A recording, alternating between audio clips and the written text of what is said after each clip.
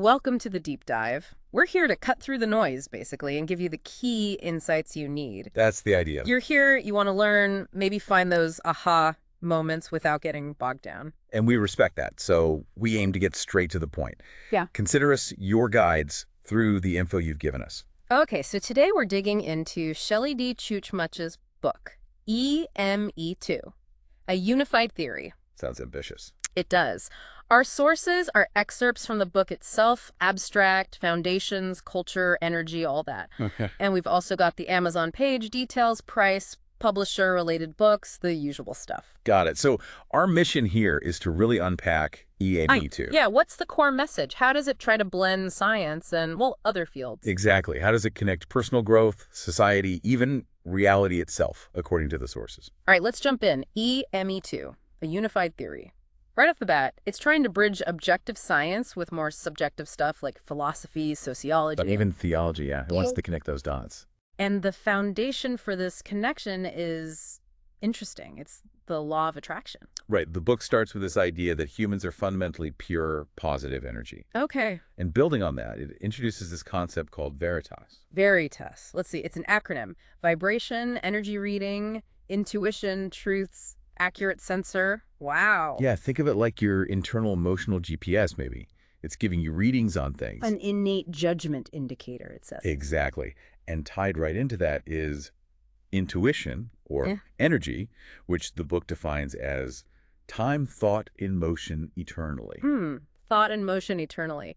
So intuition isn't just random guesswork. Apparently not. It's framed as this wiser self connected to all your past experiences, this sort of accumulated knowing.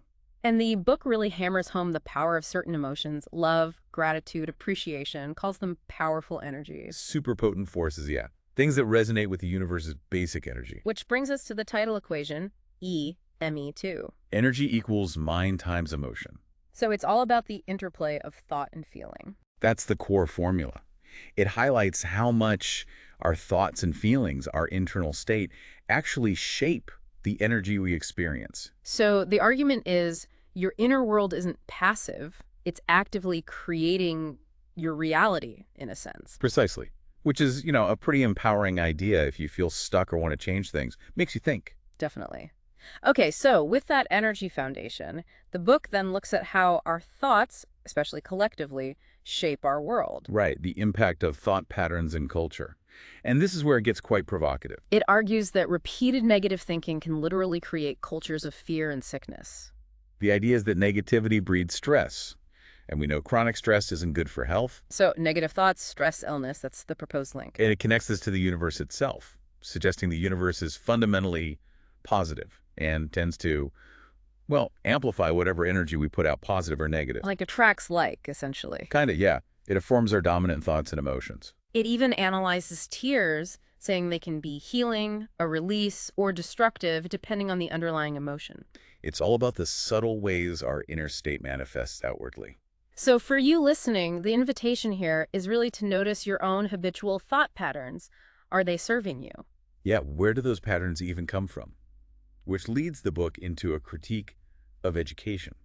The education system. It argues the current global model mostly comes from the 19th century, designed for an industrial society. So teaching what to think rather than how to think, as the book puts it. Exactly. It criticizes the heavy reliance on standardized testing. Saying it creates these simple labels, successful, not successful, based on pretty narrow measures, right? Right. Labels that can stick with people. And it points to the stress of the grading system. Which often penalizes failure rather than seeing it as, part of learning. Just ranks ability and speed, often. But then the book brings in Howard Gardner's theory. Multiple intelligences. That was a big shift in thinking. Huge. Gardner said intelligence isn't just one thing. He identified several types: visual, spatial, musical, interpersonal. Linguistic, logical, mathematical, the ones we usually think of, but others too. Interpersonal, naturalist. Exactly. The point being, the question isn't if you're smart, but how are you smart? What are your specific strengths? How do you engage with the world? Which connects back to you, the listener. You might learn differently, have different strengths, that have valid intelligence. Maybe you're great with people, or you see patterns others miss. That's intelligence too. Okay, moving outwards from the individual, the book tackles culture, and socialization. Defines culture, pretty broadly learned behaviors within environments. Yeah, influenced by everything. Media, pop culture, capitalism, government, religion, family, community thought. It's all in the mix. It notes a big shift in values over the last century or so, From, say, repairing and reusing things. to more immediate gratification, a throwaway culture. And it suggests this shift impacts society, relationships, our sense of responsibility. Makes sense. It also emphasizes that children are really products of their environment. And that leaders in all sorts of roles are key in shaping that cultural environment. It also mentions global anxieties about keeping national identity in a globalized world. But the key point, it stresses, is that culture is learned, Not innate. which means it can change, it can evolve. That offers some hope for growth, both personal and societal. And language is crucial here, obviously. Absolutely vital. It's how we express cultural symbols, pass things down through generations. The book also highlights how important social experience is for development, citing cases of socially isolated children. Yeah, the challenges they face show how much we need that interaction. It briefly mentions some big names in developmental theory, too. Maslow, Freud, Piaget, Mead, Cooley. Hayes' mirror work even gets a nod. It's just grounding the discussion in established psychological and sociological ideas. Right, reminding us how intertwined our individual selves are with the social fabric. Okay, let's circle back to the core concept in E ME2 energy. The book pulls in some major thinkers here. Buckminster Fuller and synergy. The idea that the whole is more than the sum of its parts. Max Planck and quanta. Those discrete energy packets. And Stephen Hawking's work on cosmology. It's all building this picture of fundamental interconnectedness. The theory is that we humans are made of the same infinite source energy as the universe. Echoing Einstein's ECFPO, but reframing it. Or maybe just his general idea that everything is energy. More the latter, I think. Yeah. Everything is energy, and we can potentially align ourselves with specific energy frequencies. Like tuning a radio, you said earlier. Yeah. Which connects back again to the law of attraction, like attracts like. Our thoughts send out frequencies. And that internal guidance system, Veritas, is reading those frequencies. Like interpreting musical chords, the book suggests. Reading the energy of situations, people. So thoughts and emotions are magnets, essentially pulling experiences towards us. Both the good and the bad, according to the theory. The mind itself is described as being like a computer. Programmable, with changeable software, our beliefs and thought patterns. And this ties into a really fascinating area. Self-directed neuroplasticity. The brain's ability to change itself. Throughout life. It's not fixed. Learning a new skill physically changes your brain. So the book applies this to our thinking, suggesting we can actually choose to rewire our habitual thoughts and beliefs. Through conscious effort, yeah. It's quite an empowering perspective on change. Okay, now the book shifts gears a bit, looking at broader societal structures. It compares some Eastern and Western cultural tendencies. And it aims for neutral reporting here. It notes a tendency towards group thinking and hierarchy in many Eastern societies. Contrasted with more individualistic democratic models often seen in the West. It also reports on differences in problem-solving approaches taught to kids. Is the focus on community impact or individual impact? Interesting. And it mentions reportedly high levels of emotional and social intelligence in some Eastern societies. Suggesting maybe this is linked to the group structures and emphasis on relationships. It also points out things like formalized greetings as signs of respect, especially for elders in the East. And identifies the predominant religious foundations, often Islam in the East, Christianity historically in the West, shaping societal thought. Now, it's crucial we stress this is reported neutrally. The book presents the perspective that things like information control or lack of free speech, where they exist, can impede individual growth. Right. It's reporting a viewpoint found in the source, not endorsing it.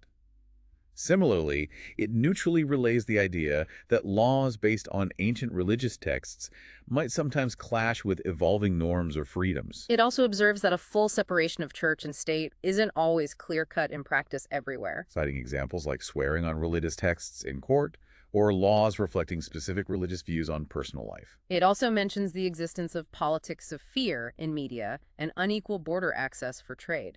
And notes the link between democratization and modernization, while distinguishing modernization from simply adopting Western culture or Westernization. It also impartially reports on the idea that expectations on privileged groups can cause friction if contributions are seen as unequal.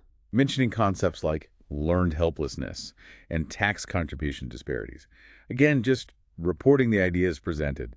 And finally, it talks about an ongoing culture and psychological war as different ideas and practices spread globally. The conclusion of this section is basically strip away the labels, and we're all energy beings with life experiences shaped heavily by our specific culture. Okay, so wrapping up the book's main arguments, the conclusion circles back to the core message. Yeah, it reaffirms that life is meant to be positive, that we start with a clean slate. And our beliefs, they're just thoughts we keep thinking, reinforced by our experiences and culture. And if we want to solve problems, we need different thinking. We need to shift our approach. The book encourages feeling the solution, seeking joy. It sounds quite proactive. It is. It says changing your life means changing your thoughts and perceptions. It also talks about contrast. Experiencing unwanted things helps us clarify what we do want. Right. That contrast drives future choices. And it notes memory is stronger when emotions are intense. Makes sense. And it stresses that real knowledge comes from applied experience, not just reading words.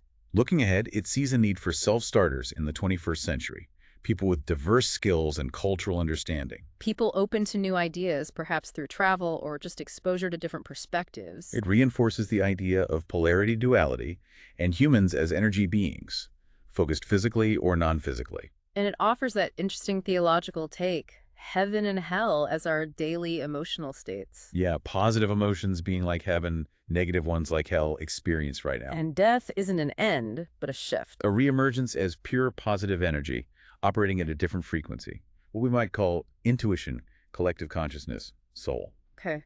So the final affirmation is that the universe is positive and responsive. Yeah, urging us to dance with life, design our thinking, and tune into joy. That's the closing message. Got it. Now, really quickly, let's glance at the Amazon page info. Practical stuff. Right. The paperback was listed at $14.95. Other formats likely available too. Standard Prime benefits mentioned fast free delivery, free trial option. Plus the extras. Streaming, Kindle books, music, photo storage.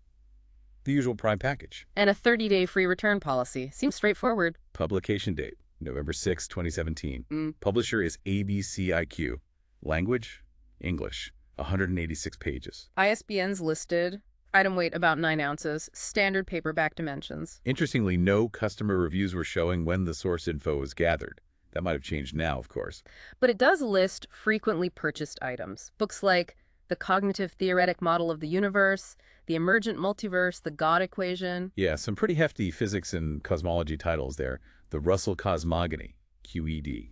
Gives you a sense of the audience or related interests. Definitely suggests a connection to deeper physics and consciousness topics for further reading. And of course, a Kindle edition was available for instant reading. Okay, so let's try to wrap this deep dive up. We've journeyed through E ME2, a unified theory. We've looked at its core ideas. The power of thought and emotion. How culture and society shape us. The concept of energy as this unifying thing. And the potential for personal growth through understanding all this. At least as the book presents it. We hope digging into these excerpts and details has given you a clearer picture and maybe sparked some of those aha moments. Yeah, a shortcut to understanding the book's main thrust. So here's a final thought to leave you with, something to chew on perhaps. Yeah. Given this E ME2 idea, where energy, mind, X emotion, how might consciously choosing a different emotional response, just a small shift in a tough situation, actually change the energy and maybe the outcome of that situation for you? Like a small emotional experiment. Exactly. What tiny change could you try today? Just something to consider. Food for thought. We encourage you to reflect on these ideas and maybe check out the book itself if it piqued your interest. Thanks for joining us for this deep dive.